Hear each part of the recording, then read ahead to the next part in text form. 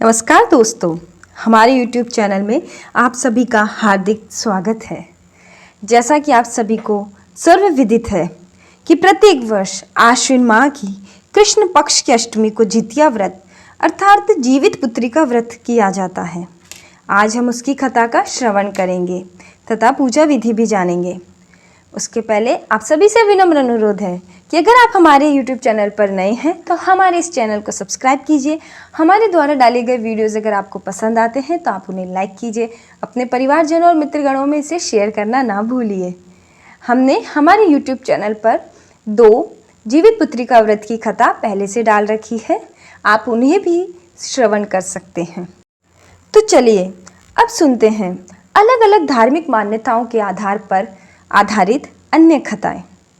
सनातन धर्म में संतान प्राप्ति और उनकी मंगल कामना के लिए कई तरह के व्रत और पर्व का जिक्र किया गया है। इन्हीं में से एक है जीवित पुत्री का या जितिया पर्व। हिंदू पंचांग के अनुसार प्रत्येक वर्ष आश्विन माह की कृष्ण पक्ष की अष्टमी को जितिया व्रत किया जाता है। हर साल महिलाएं अपनी संतान की सुख समृद्धि और दीर्घायु होने की कामना के साथ ये व्रत रखती है। मान्यता है कि जितिया व्रत अर्थात जीवित पुत्री का व्रत करने से संतान की उम्र लंबी होती है और उनके जीवन में किसी भी प्रकार की विपदा नहीं आती है। जितिया व्रत के दिन व्रत रखकर सायंकाल में अच्छी तरह से स्नान किया जाता है और पूजा की सारी वस्तुएं लेकर पूजा की जाती है।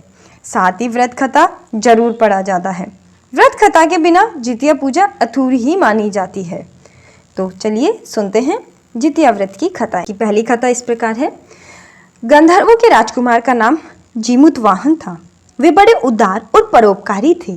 जीमूतवाहन के पिता ने वृद्धावस्था में वानप्रस्थ आश्रम में जाते समय इनको राज्य सिंहासन पर बैठाया, किंतु इनका मन राजपाट में नहीं लगता था।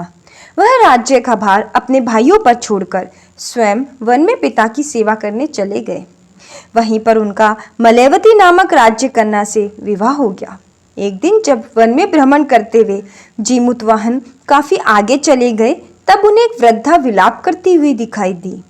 उनके पूछने पर वृद्धा ने रोते हुए बताया, मैं नागवंशी स्त्री हूँ और मुझे एक ही पुत्र है। पक्षीराज गरुड़ के समक्ष नागों ने उन्हें प्रत्येक दिन भक्षण हेतु एक नाग सौंपने की प्रतिज्ञा की हुई है। आज मेरे पुत्र शंखचूड़ की बलि का दिन है। जीमूतवाहन ने वृद्धा को आश्वस्त करते हुए कहा, डरो मत, मैं तुम्हारे पुत्र के प्राणों की रक्षा करूंगा। आज उसके बदले मैं स्वयं अपने आप को उसके लाल कपड़े में ढककर वध्यशिला पर लेटूंगा। इतना कहकर जीमूतवाहन ने शंखचूड़ के हाथ से लाल कपड़ा ले लिया और वे उसे लपेटकर खुद को बलि देने के लिए चुनी हुई वध्यशिला पर लेट गए। नियत समय पर गरुड़ बड़े वेग से आए और वह लाल कपड़े में ढके जीमूतवाहन को पंजे में दबोचकर पहाड़ के शिखर पर जाकर बैठ गए। अपने चंगुल में गिरफ्तार प्राणी की आंख में आंसू और मुंह में आह न निकलता देखकर गरुड़ जी बड़े आश्चर्य में पड़ गए। उन्होंने जीमूतवाहन से उनका परिचय पूछा। जीमूतवाहन ने सारा किस्सा सुनाया। गरुड़ जी उनकी बहादुरी और दूसरे के प्राण की रक्षा करने में स्वयं का बलिदान देने की हिम्मत से बहुत प्रभावित हुए।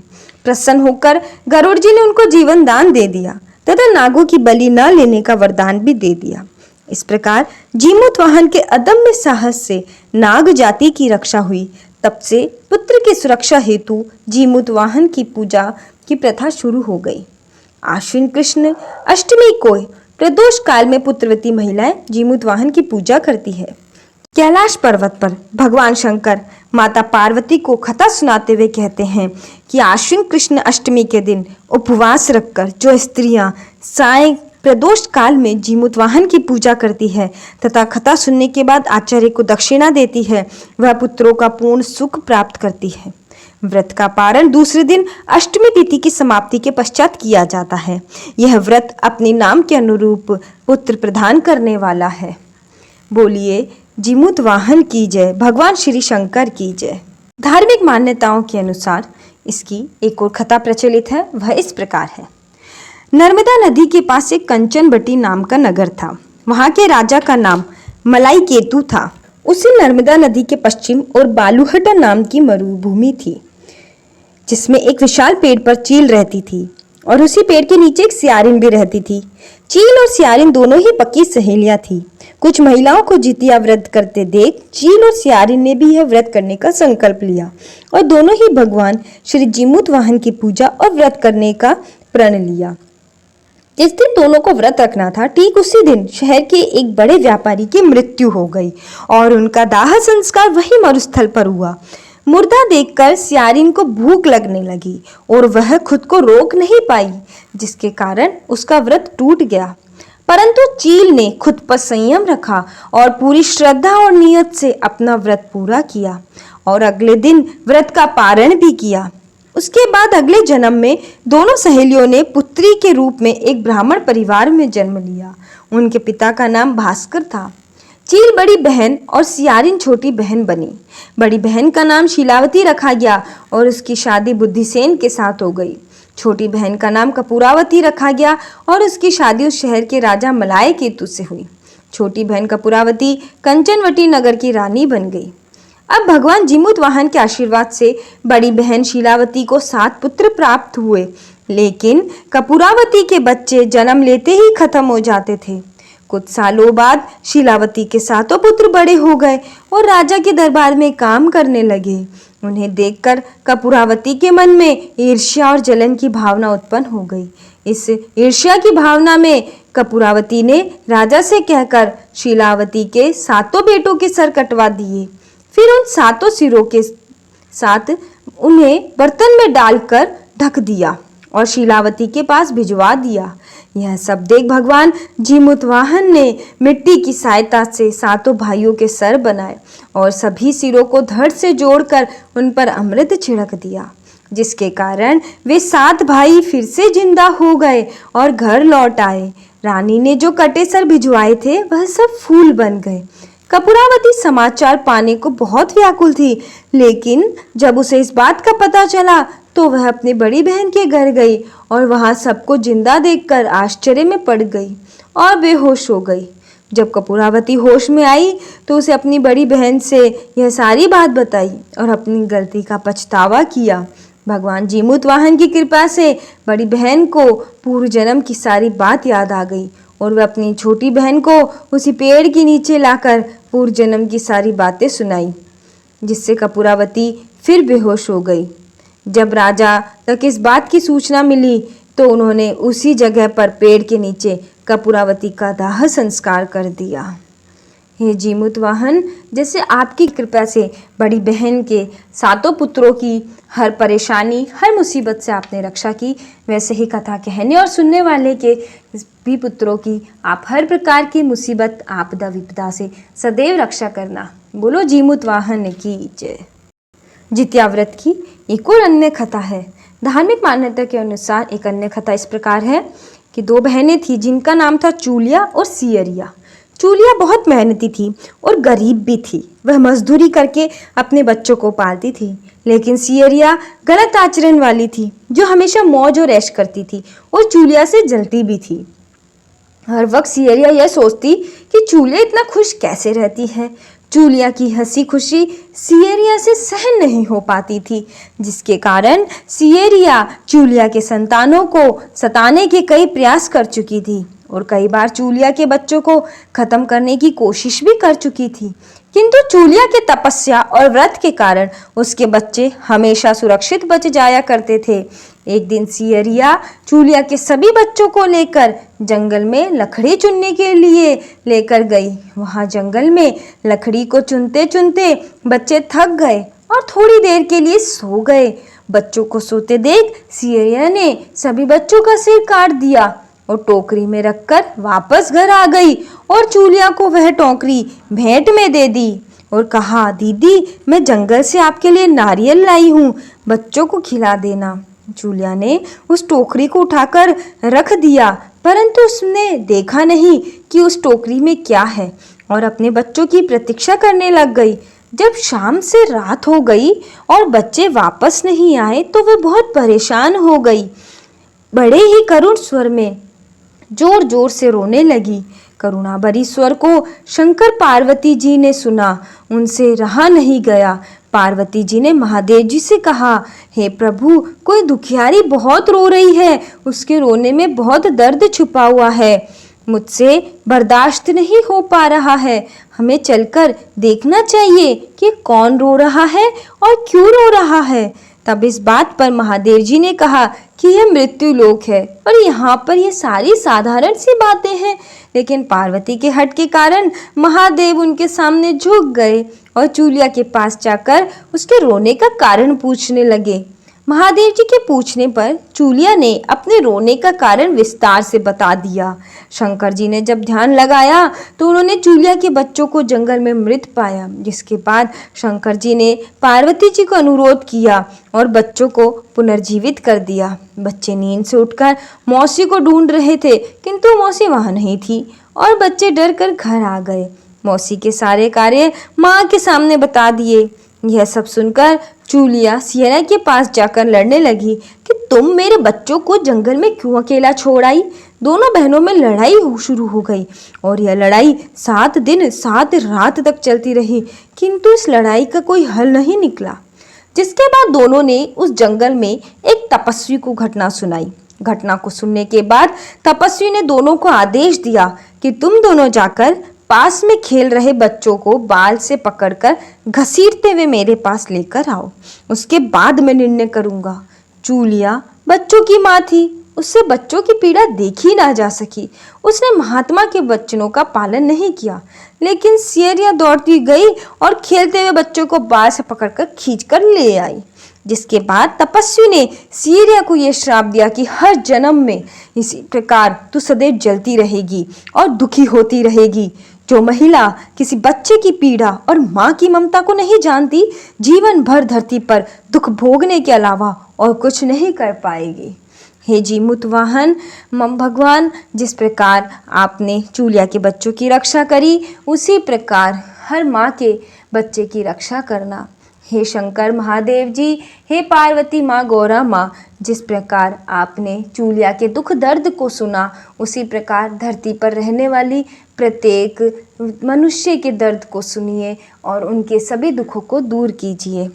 बोलिए भोले शंकर महादेव की जय, जीमूत वाहन की जय। एक अन्य धार्मिक मान्यताओं के अनुसार एक अन्य कथा है।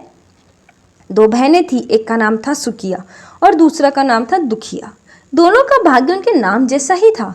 दुखिया गरीब थी और बहुत दुखी रहती थी। सुखिया अमीर थी और हमेशा सुखी रहती थी। दोनों ही एक गांव में रहती। दुखिया सुखिया के घर में काम करती थी, साफ सफाई करती थी, खाना बनाती थी और जो खाना बच जाता था वह खाना सुखिया दुखिया को दे देती थी। इसी तरह दुखिया का घर चलता था। समय बीतता गया, दोनों को बच्चे थे।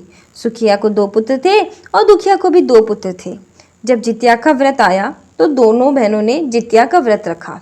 दुखिया सुखिया के घर में काम करती थी। व्रत के दिन दुखिया ने सुखिया के घर पर जो चावल फटका, उससे जो खुरदी निकली, वह अपने लिए रख लिया और साफ चावल सुखिया को दे दिया। फिर साग को चुना, बढ़िया वाला साग सुखिया के लिए रख दिया और जो डंठल था वह अपने लिए रख ली। अब दुखिया ने सुखिया के घर सारा खाना बना दिया और अपने घर चावल की खुरदी और साग की डंठल लेकर आ गई। खुरदी का चावल और साग की डंठल बनाकर वह खाना अपने बच्चों को खिलाई और खुद भी खाई। उसके बाद दुखिया सोने चली गई। आधी रात में एक बूढ़ी औरत उनके घर आकर दरवाजा खटखटाती है तो दुखिया पूछती है, कौन है? तब बूढ़ी बोलती है, बेटा हम हैं। दुखिया ने उठकर गेट खोला और पूछती है, अम्मा आपको क्या चाहिए? इतनी रात में आप यहाँ किस लिए आई हो? बुढ़िया बोलती है, बेटा मुझे बहुत भूख लगी है, कुछ खाने को दे दो। दुखिया उसे घर के अंदर ले आती है और कहती है, हम लोग बहुत गरीब हैं, आज मैंने खुर्दी का चावल और साग की डंठल बनाया, क्या आप खाएंगी? तो बुढ़िया कहती, हाँ क्यों नहीं खाएंगे, हमें बहुत भूख लगी है, हम वही खाएंगे। दुखिया अंदर जाकर खुर्दी का चावल और साग की डंठल लाती है और बुढ़िया को दे देती है। बुढ़िया खाना खाने के बाद कहती है कि मुझे अच्छे से कुछ दिखाई नहीं देता, इतनी रात को मैं अंधेरे में अपने घर कैसे जाऊंगी? तो दुखिया कहती है, कोई बात नहीं, आप यहीं पर सो जाइए, सुबह अपने घर चले जाना। तो बुढ़िया दुखिया के घर में ही सो जाती है। फिर थोड़ी देर बाद उठकर बुढ़िया बोलती है, बेटा मुझे दीर्घ शंका लगी है, कहाँ करूँ? तो दुखिया कहती है, मेरे घर में बाथरूम नहीं है, इसलिए आप उधर कोने में कर लीजिए। बुढ़िया पूछती है कि बेटा बड़बड़ करे या छरछर करे? दुखिया नींद में तो थी, तो वो कहती है, माताजी भड़बड़ कर दो और मैं सुबह साफ कर दूंगी। फिर थोड़ी देर बाद बुढ़िया पूछती है कि बेटा मैं अपने हाथ कहाँ साफ करूँ? तो दुखिया कहती है, आप मेरे सर पर अपने हाथ साफ कर लीजिए। जब सुबह होती है तो दुखिया को यह सपने के जैसा ही लगता है। सोते समय से कुछ सपना आया होगा, वह ऐसा सोचती है। वह ज़्यादा कुछ नहीं सोचती और नदी में नहाने के लिए चली जाती है। जब वह नदी में नहाती है और अपने बाल धोती है तो उसके बालों से होते हुए जो पानी बहता है वह सोने का पानी होता है। आसपास की सभी महिलाएं यह देखकर चकित हो जाती हैं और कहती है कि तुम्हारे बालों से तो सोने का पानी गिर रहा है, क्या बात है? फिर उसे रात की सारी बात याद आती है। वह दौड़कर अपने घर की ओर भागती है, यह सोचकर कि उसका घर दीर्घ शंका से गंदा हुआ होगा, पहले उसको साफ करना होगा। जब वह अपने घर में आती है तो देखती है कि घर के एक कोने में ढेर सारा सोना बिखरा पड़ा होता है। यह सब देखकर दुखिया बहुत खुश हो जाती है और सोचती है कि जीमूत वाहन की कृपा है, यह सब तो माता का रूप धारण करके मेरे घर आए और मुझे इतना आशीर्वाद दिए। अब दुखिया अमीर हो जाती है और सुखिया के घर जाकर काम करना बंद कर देती है। दुखिया जब अपना व्रत पूरा करती है तो अपने पुत्र से कहती है कि जाओ मौसी के घर से तराजू लेकर आओ, यह नापने के लिए कि सोना कितना है। बच्चा बहुत खुशी से सुखिया मौसी के घर जाता है और तराजू मांगता है। तो सुखिया पूछती है कि तराजू पर क्या नापना है? तो बच्चा बोलता है, मेरे घर में बहुत ढेर सारा सोना है, उसी को मम्मी नापेगी। सुखिया कहती है, खाने के लिए तुम्हारे पास कुछ भी नहीं है और सोना नापोगे, मुझसे झूठ कहते हो। तो बच्चा कहता है, नहीं मैं झूठ नहीं बोल रहा हूँ। सुखिया सोचती है, जब तराजू मंगाया तो कुछ ना कुछ तो जरूर नापना होगा, इसलिए वह तराजू के पीछे गोंद लगा देती है कि जो भी नापेगा वह थोड़ा सा इसमें चिपक जाएगा। दुखिया जब तराजू पर सोना नापती है तो कुछ सोने का टुकड़ा उस बूंद पे चिपक जाता है। जब बच्चा तराजू लौटाने आता है तो सुखिया उसको उलट पुलट कर देखती है तो उसे तराजू में सोना लगा हुआ मिलता है। सुखिया सोचती है कि उसके घर में जरूर कहीं से सोना आया होगा, इसलिए वह कई दिन से काम पर भी नहीं आ रही है। सुखिया उसके घर जाकर देखती है कि यह सोना कहाँ से आया। तब सुखिया दुखिया के पास जाकर पूछती है कि तुम्हारे पास कहाँ से इतना सोना आया कि तुम तराजू मंगाई नापने के लिए। तो दुखिया उस रात की सारी कहानी अपनी बहन को सुना देती है। दुखिया का मन एकदम सच्चा था, इसलिए वह सब कुछ बता दी। लेकिन सुखिया के मन में लालच आने लगा कि दुखिया के पास हमसे भी ज़्यादा धन आ गया है, अब अगले जितिया मैं भी खुर्दी का चावल और साग की डंठल बनाऊंगी। फिर अगले साल जितिया का व्रत आया, दोनों बहनों ने व्रत रखा। सुखिया के पास हर तरह का सुख था और धन भी था, फिर भी वह जितिया के दिन चावल फटक कर साफ करने लगी। साफ साफ चावल फेंक देती और खुर्दी अपने पास रख लेती। साग को तोड़कर अच्छा साग फेंक दिया और डंठल अपने पास रख लिया। खा पी कर पूजा पाठ करके सोने चली गई। फिर आधी रात में उसके घर में बुढ़िया आई। दरवाजा खटखटाया। सुखिया इंतजार कर ही रही होती है तो तुरंत दरवाजा खोलकर बूढ़ी को अपने घर के अंदर ले आती है। बुढ़िया बोलती है, मुझे बहुत भूख लगी है, कुछ खाने को दे दो। तो सुखिया बोलती है कि मैंने खुर्दी का चावल और डंठल का साग बनाया। बुढ़िया बोलती है, कोई बात नहीं, मैं खाऊंगी। तो सुखिया उसको परोस देती है। बुढ़िया खाना खाने के बाद सोने चली जाती है। बुढ़िया बोलती है कि मैं घर नहीं जा सकती, मुझे दिखाई नहीं देता। तो सुखिया कहती है, कोई बात नहीं, आप यहीं सो जाओ। थोड़ी देर बाद बुढ़िया फिर बोलती है, मुझे दीर्घ शंका लगी है, कहाँ करूँ? तो सुखिया कहती है, वही कोने में कर लीजिए। फिर थोड़ी देर बाद बुढ़िया पूछती है कि भड़बड़ करे या छरछर। अब इस समय सुखिया को कुछ याद नहीं होता कि दुखिया ने क्या बोला था। तो सुखिया बोली, माँ छरछर कर दीजिए। फिर बुढ़िया पूछती है, बेटा मैं अपने हाथ कहाँ साफ करूँ? सुखिया कहती है, मेरे सर पर साफ कर लीजिए। बुढ़िया अपना हाथ सुखिया के घर में सर में साफ कर लेती है। जब सुखिया सुबह उठती है तो उसका पूरा घर गंदगी से भरा पड़ा होता है। उसके बाल में भी बहुत सी गंदगी लगी होती है। यह सब देखकर सुखिया बहुत दुखी हो जाती है और उसे बहुत गुस्सा भी आता है। वह अपनी बहन दुखिया को बुलाती है और उसको गुस्सा करती है कि तुमने हमसे झूठ कहा, मेरा पूरा घर गंदा करवा दिया। तो दुखिया पूछती है, तुमने क्या कहा था, भड़बड़ या छरछर? तो सुखिया कहती है, मैं तो छरछर बोली। तो दुखिया कहती है, यहीं पर तो तुमने गलती करी, और तुम्हारे पास तो सब कुछ था, किसी चीज़ की कमी नहीं थी, फिर भी तुमने लालच किया। मेरे पास तो कुछ भी नहीं था, तुम्हारे पास तो सब कुछ था। तुम्हारे घर जी तुम जीमूत वाहन भेष बदल कर आई, लेकिन फिर भी तुमने उन्हें अच्छा खाना नहीं परोसा। मेरे पास तो कुछ भी नहीं था, इसलिए मैंने उन्हें खुर्दी का चावल और साग का डंठल परोसा था। तुमने अपने घर आए भगवान का अपमान किया है। सब कुछ रहते हुए भी तुमने साग और भात खिलाया। तुम्हारे पास सब कुछ होते हुए भी तुम्हें लालच नहीं करना चाहिए था, इसलिए तुम्हारे साथ बुरा हुआ। हे जीमूत वाहन, जिस प्रकार दुखिया को आपने हर सुख प्रदान किए, उसी प्रकार कथा कहने वाले और सुनने वाले को भी सभी सुख प्रदान करना। खोटी की खरी, अधूरी की पूरी। आशा करते हैं आपको हमारे द्वारा सुनाई गई यह सभी जीवित पुत्रिका व्रत की अर्थात जितिया व्रत की कथाएं अच्छी लगी होगी। अगर आपको हमारे द्वारा कही गई कथा अच्छी लगी है तो आप हमारी इस वीडियो को लाइक कीजिए, चैनल को सब्सक्राइब कीजिए और अपने परिवारजनों और मित्रगणों में से शेयर करना ना भूलिए। जय श्री राम, जय श्री कृष्णा।